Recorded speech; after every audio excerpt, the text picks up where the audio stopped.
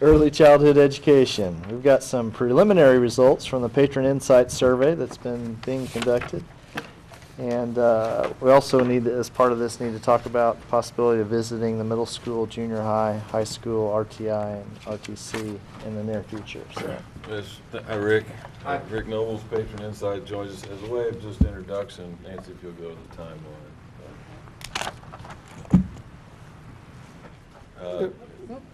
Welcome, Rick. Thank you.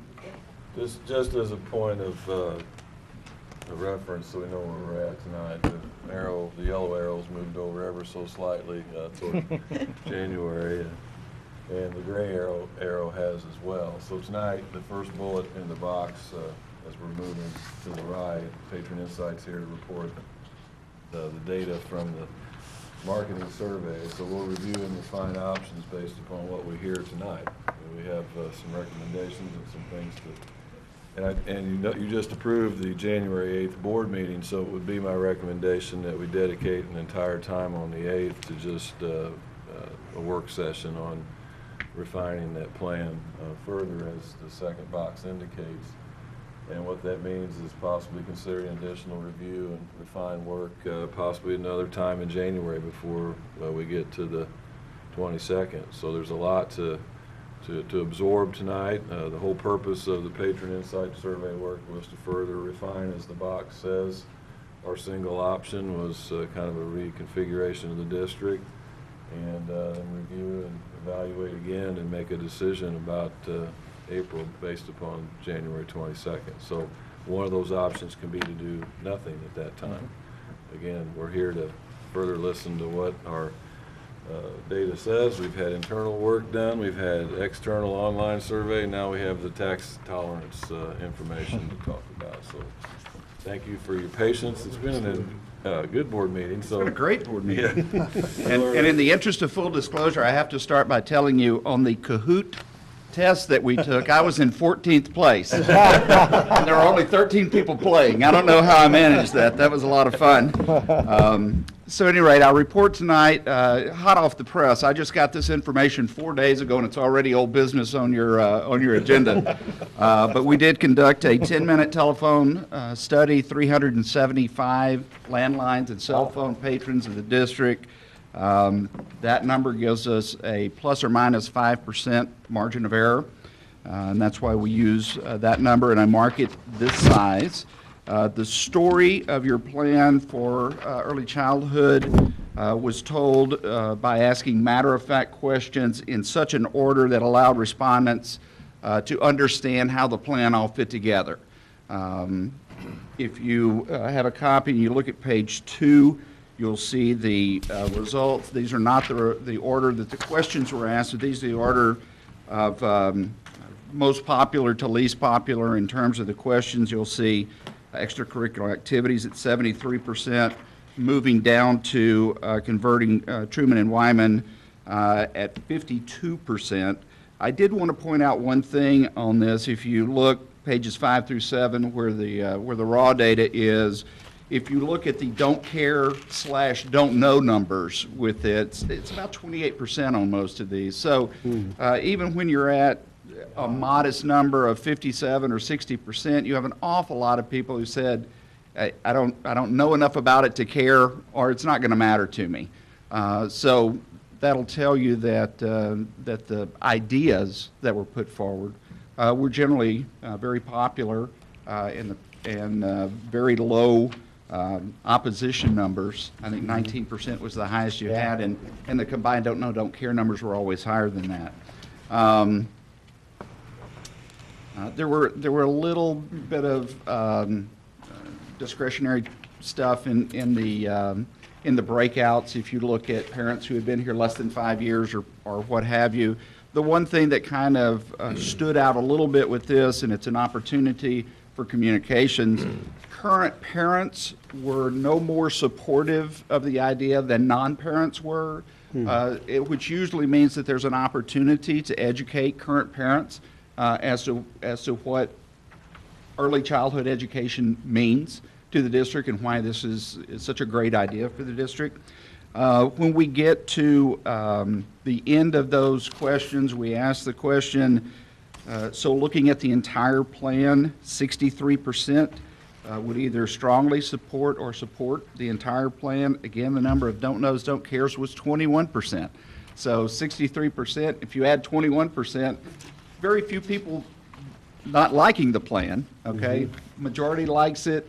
The other largest chunk simply doesn't know enough about it to have an opinion one way or the other.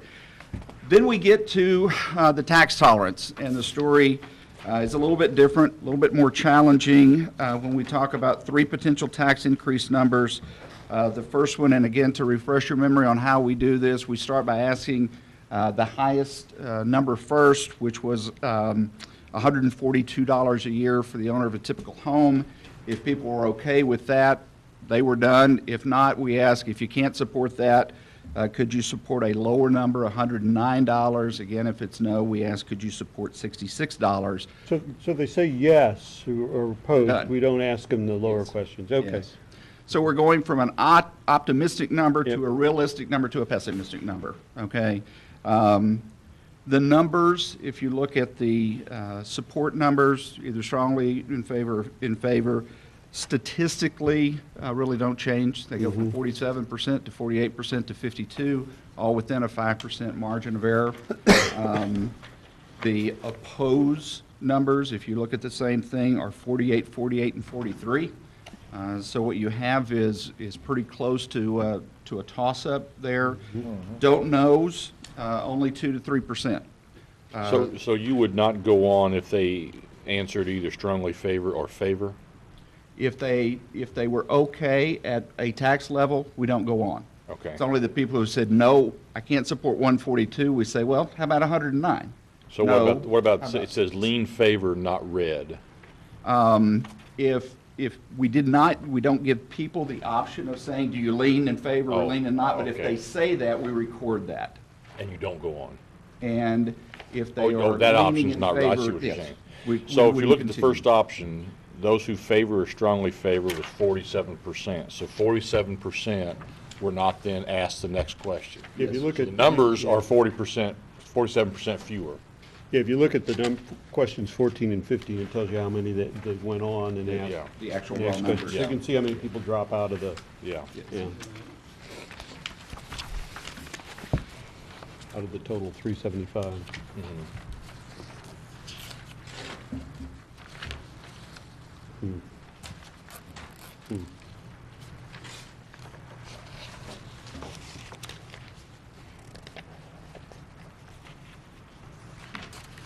So to summarize the report, there are no concern about the project ideas. The project ideas are great. Everybody likes the project ideas. The issue is cost. Right. And it would certainly, and I would not tell you what direction to go or what to do, but it would certainly behoove the district to respond to patron concern about the cost in some fashion, maybe by pulling back on the scope of the plan in order to say to patrons, you spoke, we heard you. Okay, so something for consideration for your January meeting. Absolutely. Any questions about the research? How eager or how cooperative are people when you try to do a survey? You got 375 respondents. How many? We usually have to call 5 to 6 people to get one Really? to say, I'll participate. Uh-huh, yeah. 5 to 6 answers or 5 to 6 total phone calls? 6 answers. Yeah.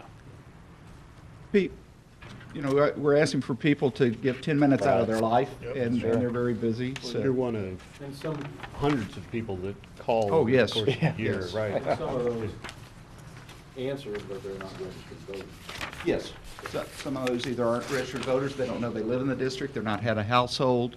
But with cell phones now, I was mean, gonna ask. they could be living in Montana and still have a 573 Right. area code. Right. Yeah. And no way to know, we're just buying a list of area code numbers, so. Right. So those area code numbers do include cell numbers. We buy a have to, fresh yeah. list every time we do a survey. So Getting more and more. we've done survey several coming in, surveys for Chris. Rolla, we buy a fresh list every time. Okay. But you almost have to now. I mean, there's so many particularly younger people that don't even have a landline. If you want to Right. get a Right. balance or. Available on the same lists. But So- we do know the people that you finally that did respond were registered voters. Yes, ma'am. No, they live in the district, had a household. Is it normal, or do you often see such a flat response on the tax issues as, Yeah, that's fairly normal these days. Yeah. With tax numbers that are, I will be in Bolivar on Monday night presenting the results of their research. The difference in support levels were higher, but their highest level was $38. When you're talking about a tax number that's under $50, you'll usually see more of a difference there if at least one of them is under $50. That seems to be a line of demarcation these days. But it's tough going everywhere. Yep. This is not an unusual situation. Well, this is really helpful to us. Thank you. It's Some real digging into it. important that we got this information. Any other questions for? I suppose not that it's going to give us a tremendous amount of insight, but you guys do provide us with the crosstabs, the demographics and the regional and all that Everything is in data. there. Yeah. Yes. And if you have, if you dig into this later and you have questions, we're always available. And certainly wish you the best of luck with this. It's a great idea. Certainly hope you're able to figure out how to make it work. Yeah, absolutely. Thank you. Thank you. We certainly appreciate you staying for the whole day. Absolutely. Yeah. This is so much fun for me. The best part of my job is getting to see like the band presentation. My son was a drum major, and so it brought back Oh, some yeah. fond memories, so it's really cool. So, thank you. Drive safely. Thank you, Rick.